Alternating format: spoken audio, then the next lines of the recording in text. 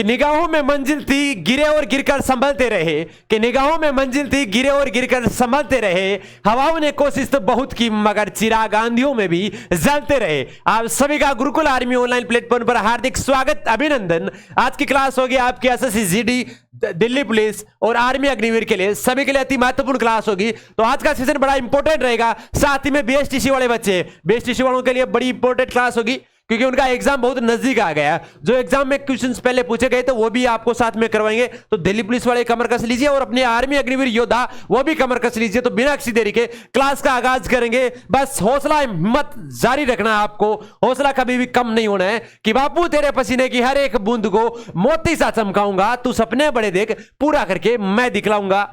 बात करेंगे पहले क्वेश्चन की। अमेरिका श्रम विभाग ने वर्ष 2023 का इकबाल मसीहा पुरस्कार किसे प्रदान किया है? चार ऑप्शंस आपके सामने, छाप दीजिए एक बार कमेंट सेक्शन में राइट ऑप्शन बिना किसी देरी के। देखते हैं इसका सबसे पहले राइट ऑप्शन कौन देता है। बड़ा इंपॉर्टेंट और इंटरेस्टिंग क्वेश्चन। बिल्कुल मेरे शेर, आपका राइट ऑप्शन होगा इसका ललिता नटराजन। क्या होगा? ललिता नटराजन इसका राइट ऑप्शन होगा, जो हाल ही में आपके चेन्नई स्थित वकील है। कहां की? चेन्नई में स्थित वकील है। और साथ ही में इन्हें, जो ललिता नटराजन है, इन्हें बाल श्रम उन्मूलन के लिए, किसके लिए? बाल श्रम उन्मूलन के लिए,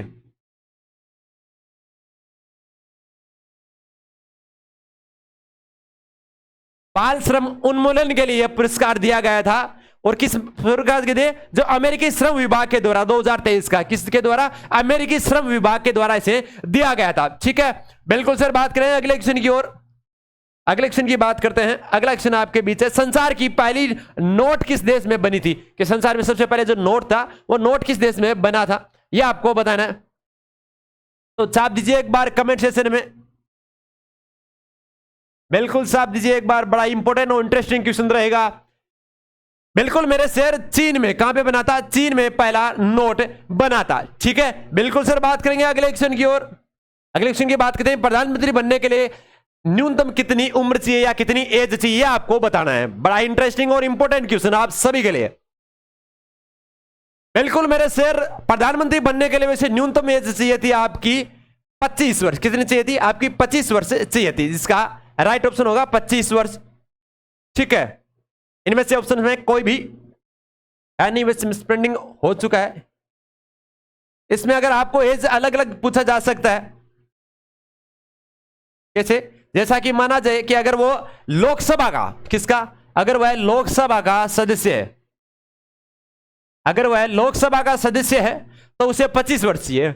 अगर वह राज्यसभा का सदस्य है, अगर वह राज्यसभा का सदस्य है तब उसे 30 चाहिए। ठीक है, और प्रधानमंत्री सबसे ज्यादा किस सदन से बनते हैं? आपके लोकसभा से बनते हैं। तो लोकसभा के लिए न्यूनतम एज चाहिए 25 वर्ष, राज्यसभा के लिए 30 वर्ष। राज्यसभा से भी प्रधानमंत्री बनता है, जरूरी नहीं है आप लोकसभा से ही बनाते हो, राज्यसभा से भी बनता है। अभी हाल में जो आपके पूर्व प्रधानमंत्री थे मनमोहन सिंह, मनमोहन सिंह थे जो अर्थशास्त्री थे, मनमोहन सिंह जो आपके राज्यसभा के सदस्य थे।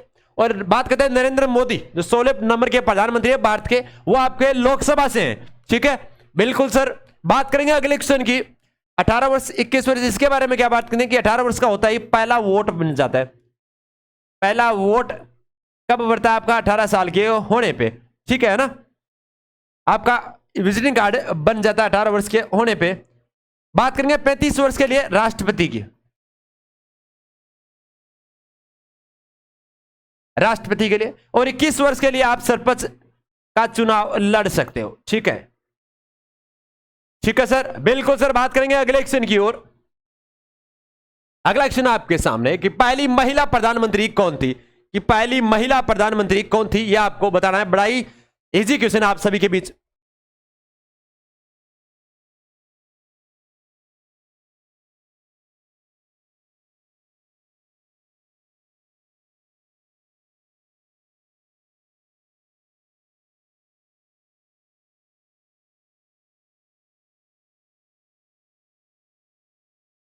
छाप दीजिए एक बार कमेंट सेक्शन में बिना किसी देरी के। देखते हैं इसका सबसे पहले राइट ऑप्शन कौन देता है। छाप दीजिए एक बार कमेंट सेक्शन में।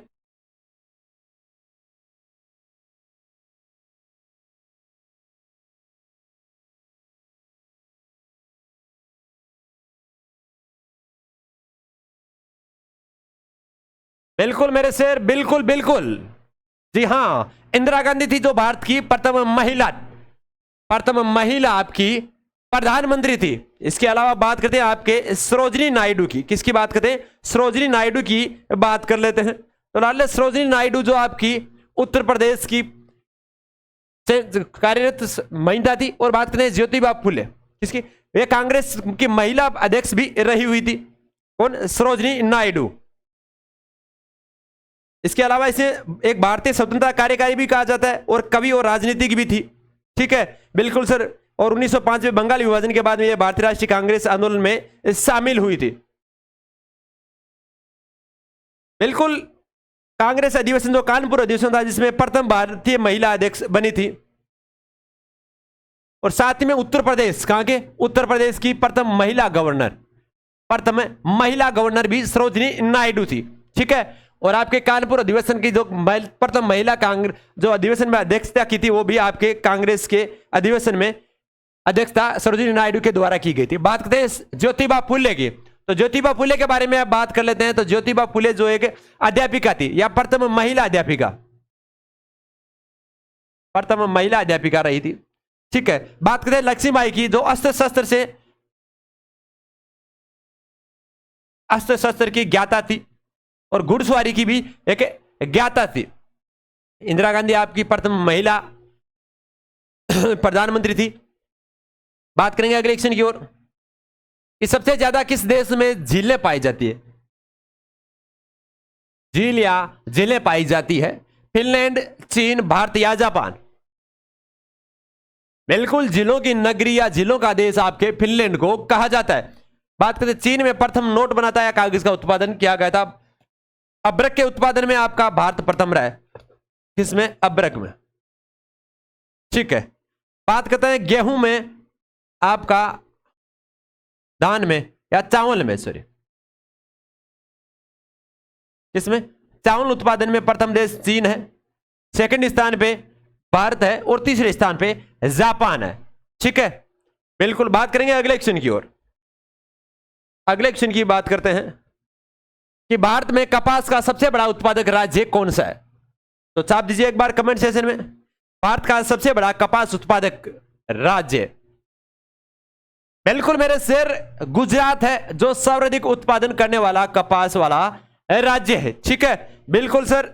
इसके अलावा बात करते हैं आपके भारत में सबसे उत्पादक में गुजरात सबसे उत्पादक राज्य होगा जो भारत के कुल उत्पादन का लगभग 30% उत्पादन करता है। कितना? लगभग 30% उत्पादन अकेला गुजरात करता है। ठीक है। बात करेंगे अगले क्वेश्चन की कि भारतीय सेना ने किस देश के साथ संयुक्त सैन्य अभ्यास एक्यूवेरिन किया गया था? तो किस देश के साथ एक्यूवेरिन किया गया था? और यह युद्ध अभ्यास 14 दिन तक चला था, दिन रात। भारतीय सेना ने किस देश के साथ संयुक्त सैन्य अभ्यास एक्यूवेरिन किया था? तो छाप दीजिए एक बार कमेंट सेशन में। बिल्कुल मेरे शेर, आपके मालदीव के साथ 14 दिन तक ये युद्ध अभ्यास किया था। बात करेंगे अगले क्वेश्चन की ओर कि माई गोव इंडिया डेटा के अनुसार वैश्विक स्तर पर डिजिटल भुगतान रैंकिंग में शीर्ष स्थान पर कौन सा देश रहा था? बिल्कुल इंपोर्टेंट क्वेश्चन है। बीएसटीसी वाले बच्चे छाप के रखना और साथ ही में आर्मी और दिल्ली पुलिस वाले, उनके लिए भी इंपोर्टेंट क्वेश्चन रहेगा ये। तो छाप दीजिए एक बार कमेंट सेशन में बिना किसी देरी के। बिल्कुल सर, देखो मेहनत करोगे तो सफलता आपको जरूर मिल जाएगी और मेहनत नहीं करोगे तो कुछ नहीं होगा। इस संसार में जो कुछ मेहनत के बदौलत ही सब कुछ है। अगर मेहनत कर ली तो हर चीज आपको मुमकिन हो जाएगी, हासिल हो जाएगी। बात करते हैं माई गोव इंडिया डेटा के अनुसार वैश्विक स्तर पर डिजिटल भुगतान रैंकिंग में शीर्ष स्थान पर कौन सा देश रहा है? आपका भारत देश रहा था। कौन सा? भारत देश रहा था। उसके बाद ब्राजील देश रहा था। और बात करते हैं अगले क्वेश्चन की ओर कि फीफा अंडर-20 विश्व कप 2023 की उपविजेता टीम कौन सी थी? इसके बारे में एक बार कमेंट सेशन में छाप दीजिए। बड़ा इंटरेस्टिंग और इंपॉर्टेंट क्वेश्चन आप सभी के लिए। फीफा अंडर-20 विश्व कप 2023 की उपविजेता टीम,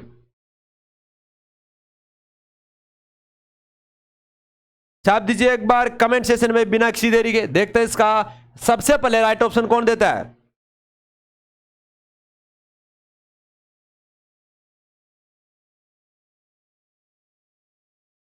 बिल्कुल आपका राइट ऑप्शन है इटली। कौन सी है? इटली रनर अप रही थी या उपविजेता टीम रही थी। ठीक है, बात करते हैं विजेता। तो विजेता कौन सी रही थी यह आपको बताना है। तो कमेंट सेशन में छाप दीजिए विजेता टीम। बिल्कुल अर्जेंटीना। अर्जेंटीना रही थी जो लगातार दूसरी बार यह खिताब जीता है। ठीक है, बात करेंगे अगले क्वेश्चन की ओर। अगला क्वेश्चन की बात करते हैं तो किस जानवर का सिर काटने पर भी जिंदा रह सकता है? बड़ा इंटरेस्टिंग क्वेश्चन है। आपके आर्मी में यह क्वेश्चन पूछा गया है बहुत बार, आर्मी में जीडी में बहुत बार क्वेश्चन पूछा गया है, तो छाप के रखना इसको। बिल्कुल सर, बिल्कुल बिल्कुल। कॉकरोच हो जाए ऐसा जानवर होता है जिसका सिर काट भी दिया जाए तो 1 हफ्ते तक वो जीवित रह जाता है। ठीक है, बिल्कुल सर। बात करते हैं अगले क्वेश्चन की ओर कि कबड्डी खेल में कितने खिलाड़ी होते हैं? तो साफ दीजिए एक बार कमेंट सेशन में। इस खेलों से रिलेटेड हर एग्जाम में आपके क्वेश्चन पूछे जाते हैं कि किस खेल में कितने खिलाड़ी होते हैं और किस खेल में कितने खिलाड़ी होते हैं, अलग अलग पूछा जाता है, तो वो आपको बताना है। और कबड्डी में इस बार पूछा है, तो छाप दीजिए एक बार कमेंट सेशन में बिना किसी देरी के। बिल्कुल बिल्कुल। कबड्डी में कितने होते हैं मेरे शेर? 7 होते हैं, 7 होते हैं। क्रिकेट में कितने होते हैं? 11 होते हैं। किसमें? क्रिकेट में। ठीक है। हॉकी में कितने होते हैं? 11 होते हैं। फुटबॉल में कितने होते हैं? 11 होते हैं। ठीक है। इसके अलावा बात करते हैं अन्य, अगर खेल में पूछ लिया जाए आपके तो बेसबॉल में, बेसबॉल का भी पूछा जाता है, तो बेसबॉल में कितने होते हैं? 9 होते हैं। बेसबॉल में कितने होते हैं? 9 प्लेयर होते हैं बेसबॉल खेल के अंदर। बात करेंगे पोलो में, पोलो में कितने होते हैं? 4। जैसा रोपते हैं कि पोल, पोल कितने रोपते हैं? 4। ठीक है। बात करें खो खो, खो खो में कितनी प्लेयर्स या कितने प्लेयर्स होते हैं? लाडले 9। खो खो में कितने खेलते हैं? 9 खिलाड़ी खेलते हैं। इसके अलावा बात करते हैं आपके वॉलीबॉल की, इसकी वॉलीबॉल की बात करते हैं, तो वॉलीबॉल में कितने होते हैं? वॉलीबॉल में कितने प्लेयर होते हैं आपके? 6 प्लेयर। बास्केटबॉल में कितने होते हैं? बास्केटबॉल में, बास्केटबॉल में मेरे शेर 5 होते हैं। कितने होते हैं? 5 प्लेयर होते हैं। ठीक है, बिल्कुल सर। साथ में लिखते जाइए, बहुत से एग्जाम में पूछा जाता है। और नेट बॉल का भी अभी एक क्वेश्चन पूछा गया था आपके, तो नेट बॉल में कितने होते हैं? एक बार सभी बच्चे कमेंट सेक्शन में बताइए देखिए नेट बॉल में, क्योंकि ये आपके अभी पीटीटी में क्वेश्चन पूछा गया था। नेट बॉल में कितने प्लेयर्स होते हैं? बिल्कुल 7 होते हैं। कितने होते हैं? 7 होते हैं। और कबड्डी में भी कितने होते हैं? 7 होते हैं। इसके अलावा बात करते हैं रग्बी फुटबॉल में कितने होते हैं? 15। ये भी बहुत बार पूछा जाता है। रग्बी फुटबॉल, रग्बी फुटबॉल में कितने होते हैं? 15 होते हैं मेरे शेर। सबसे ज्यादा लगभग इसी में होते हैं। बात करेंगे अगले क्वेश्चन की ओर। एक बार स्क्रीनशॉट ले लीजिए। शतरंज में 2, स्कूनर में 1, वो भी याद रखना आप। बैडमिंटन में से 1 या 2 दोनों में हो सकता है, 1 भी खेल सकता है, 2 भी खेल सकते हैं बैडमिंटन में, संयुक्त और युगल में।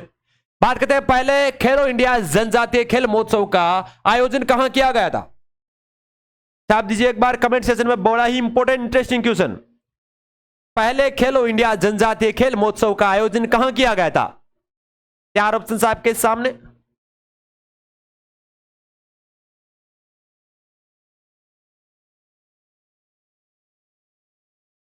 बिल्कुल बिल्कुल, कहां किया गया था? भुवनेश्वर। इसका राइट ऑप्शन होगा आपके भुवनेश्वर।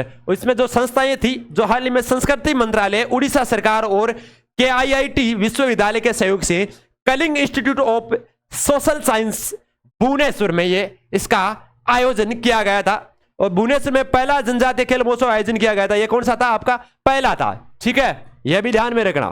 ठीक है। इसके अलावा बात करते हैं जिसमें 26 राज्यों के 5000 जनजातीय एथलेटिक्स भाग लिए थे। कितने? 26 राज्यों के 5000 एथलेटिक्स भाग लिए थे। और इसके अलावा आप बात कर सकते हो कि 1000 अधिकारियों ने भारत के स्वदेशी खेलों को विविधता एवं समृद्धि का प्रदर्शन किया था इसमें। ठीक है, बिल्कुल सर। बात करेंगे अगले क्वेश्चन की ओर कि आयोडीन की कमी से कौन सा रोग होता है? रतौंधी, बेरी-बेरी, गहरापन या घेंगा रोग? आप दीजिए एक बार कमेंट सेक्शन में बिना किसी देरी के। देखते हैं इसका सबसे पहले राइट ऑप्शन कौन देता है? आयोडीन की कमी से बहुत बार एग्जाम में पूछा जाता है।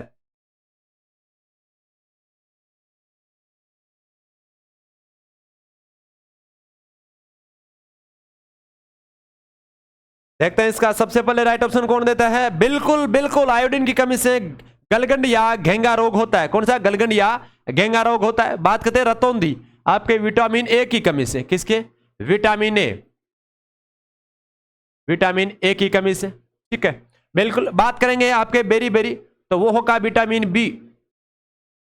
विटामिन बी की कमी से बेरी होता है, सी की कमी से स्कर्वी होता है, डी की कमी से रिकेट्स होता है, और बहरापन होता है जो हाई आपकी वॉइस होती है, हाई वोल्टेज की धमनियां होती है, जिस धमनियों की वजह से भी बहरापन हो सकता है कि शोर के संपर्क में आने से मस्तिष्क की ध्वनि संकेत भेजने वाले अंग को कोक्लियर तंत्रिका कोशिकाएं जो डैमेज हो जाती है, उसके कारण बहरापन भी हो जाता है।